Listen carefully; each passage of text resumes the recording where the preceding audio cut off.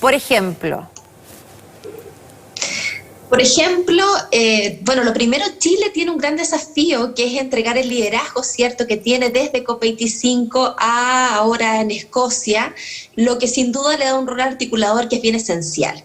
Y lo que se juega, lo más trascendental en esta COP26, tiene que ver con el artículo 6, el famoso artículo 6 del Acuerdo de París, que es el artículo que define finalmente cómo se miden los países, cómo se miden sus contribuciones medioambientales y cómo, por tanto, están trabajando para llegar, por supuesto, a minimizar todo lo que sus impactos se refieren a su industria, por ejemplo, cuando hablamos de los temas de temperatura global. Todo eso finalmente va a estar ahí en la escala de medición, en los plazos, en cómo se va a gestionar en este artículo 6. Por eso es clave que se logre un acuerdo y que los países voluntariamente logren tener una escala de medición. Bueno, y en este caso me imagino que lo importante es lo que vaya a presentar el gobierno, porque acá hay promesas. Todos los países, la idea es que pongan sobre la mesa cuáles son sus desafíos, cuáles son sus metas por cumplir, años específicos. Y en ese sentido hemos tenido algunos anuncios en el último tiempo. Esperemos que ojalá se presente algo más en la COP26. ¿Hay realmente ánimo de hacer algo? ¿Se están haciendo desde ya cambios? Porque no se trata solamente, como lo decía Greta Thunberg, del bla, bla, bla y de lo que puedan prometer si es que efectivamente eso no se lleva a cabo. Efectivamente, Chile tiene su estrategia de cambio climático, ¿cierto? Va a presentarlo también en la COP. Hay un avance en nuestro país. Yo creo que tenemos que sentirnos orgullosos, Claudia, de cosas que estamos haciendo, porque pensemos que también somos un país pequeño si nos comparamos, por ejemplo, con India o con China. Industrialmente ellos son aquellos que mayores emisiones tienen y, por tanto, pensar en Chile, un país más pequeño en esta medida, tiene grandes avances. O sea, hoy día Chile tiene compromisos en materia de su matriz energética, por ejemplo, que ha ido acelerando una transición a una energía más limpia. También hay avances, por ejemplo, en materias de hidrógeno verde, que eso le da cierto liderazgo en innovación en estas materias a nuestro país. Y también tiene varias medidas, por ejemplo, lo que ocurre con la ley REP, la ley de responsabilidad extendida al productor, todo lo que tiene que ver con la gestión de residuos, que habla de un protagonismo de Chile o de cierto compromiso de nuestro país. No obstante, esos compromisos, y al igual como lo que te decía antes del artículo 6, tienen que ser mucho más tangibles, mucho más concretos, mucho más medibles. Y ahí hay un rol importante también de qué pasa en los distintos actores de la sociedad, porque una cosa son los compromisos que asume el Estado, pero ¿cuántos privados van a apoyar el trabajo que está proponiendo el Estado? ¿Cómo la ciudadanía se informa, por tanto, y tiene un rol activo en esas mejoras? Entonces, falta también cómo nos vinculamos a esto. COP, yo te diría que se conoce poco en el inconsciente colectivo y hay que hacer un trabajo de que lo que ocurre ahí no quede en los estados ni en estos líderes de gobierno, sino más bien en la ciudadanía completa y que entendamos que el cambio climático lo estamos viviendo todos. Sí, bueno, éramos anfitriones de alguna manera el año pasado. Sabemos que por el tema de la pandemia fue súper complejo, pero quedamos en deuda. La verdad es que fue bastante criticada la presencia de nuestro país o la falta de compromiso o cómo se llevó el encuentro. En ese sentido, imagino yo que hay que aplicarse para esta versión. Yo creo que sí, y tengo hartas esperanzas, fíjate, Claudia, en que hayamos aprendido esa lección. Yo creo que Chile tiene científicos de sobra, tiene un trabajo técnico muy serio. O sea, acá en nuestro país hay profesionales que nos representan a nivel mundial. Por tanto, creo que aprendimos la lección y ojalá así sea también en el futuro, de aprovechar ese capital humano, ese capital intelectual que hay en nuestro país para poder desarrollarlo. Y también lo entendamos desde el riesgo. Chile es un país muy vulnerable a lo que ocurre en el cambio climático. Entonces, que nos mostremos como buenos chilenos y, por tanto, hagamos un traspaso de liderazgo en esta COP a la altura de lo que se espera de nosotros. Tú mencionabas, Carmen Gloria, a los privados y que juegan un rol fundamental. Lo vemos, por ejemplo, también en los supermercados, en cómo uno quisiera comprar menos plástico. Hay algunos productos que se están vendiendo a granel, pero también los envasados, por ejemplo, una caja de tallarines envasada en cartón es más cara que la del plástico. Entonces hay cosas que no tienen mucho sentido. ¿Los privados se involucran de alguna manera en la COP?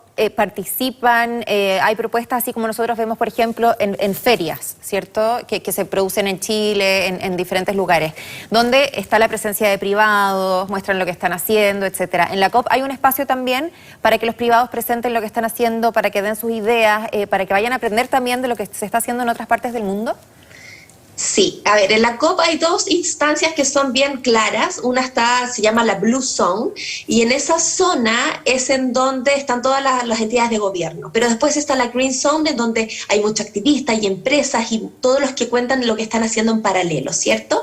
Pero además hay dos iniciativas que están lideradas por el champion que tuvo Chile en la COP25, Gonzalo Muñoz, que son dos iniciativas, una es Race to Zero y la otra es Race to Resilience, en donde precisamente son iniciativas que van a los privados para que formen parte activa de lo que está ocurriendo hoy día en estas definiciones de la COP, y por tanto podamos acelerar esa transición. Como te decía antes, el Estado, el gobierno, por sí solo no puede resolverlo. Necesitamos educación, necesitamos financiamiento, por ejemplo, necesitamos proyectos de desarrollo sostenible. Mucho se habla en nuestro país, cambios, por ejemplo, en la matriz energética, en donde tienen que ser proyectos capaces de convivir con lo que esperan las comunidades, con lo que esperamos respecto a los impactos ambientales y también con el desarrollo económico de nuestro país. Entonces es clave que esos privados estén en sintonía con la realidad que tiene nuestro planeta y también con los objetivos que se trazó nuestro país. Y a propósito de la realidad del planeta, ¿cómo ves tú la situación de Chile en cuanto a lo que estamos haciendo? Tenemos metas, por ejemplo, para el 2030, con un 80% de la generación eléctrica que provenga de fuentes renovables, flota cero emisiones en la gran minería, que el 100% de la población urbana tenga acceso a servicios sanitarios y también, por supuesto, la conversión de la totalidad de las centrales a carbón. Y los otros países están mucho más adelantados, como nos vemos en la región, como nos vemos en proporción a las grandes potencias, porque claro que tenemos mucho que hacer, se necesitan recursos, pero también se puede ir avanzando.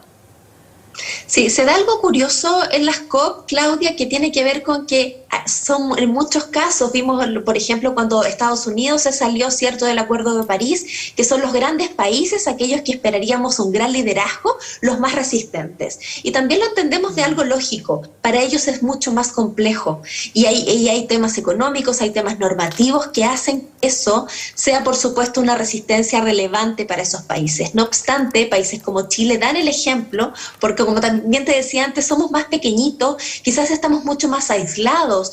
Por ejemplo, ocurre en los países europeos que es la Comisión Europea completa la que toma decisiones para sus partes, lo que hace que todos puedan trabajar mucho más colaborativamente y existan ciertos desarrollos, por ejemplo, en materia de innovación, que se comparten. Nosotros en ese sentido estamos mucho más aislados. No obstante, creo que estamos asumiendo compromisos reales, compromisos que si logramos trabajarlos colaborativamente, con los plazos correctos, entendiendo que el 2030 está a la vuelta de la esquina y hay un compromiso real de avanzar en eso, podrían ser súper buenas noticias para el mundo. Sí.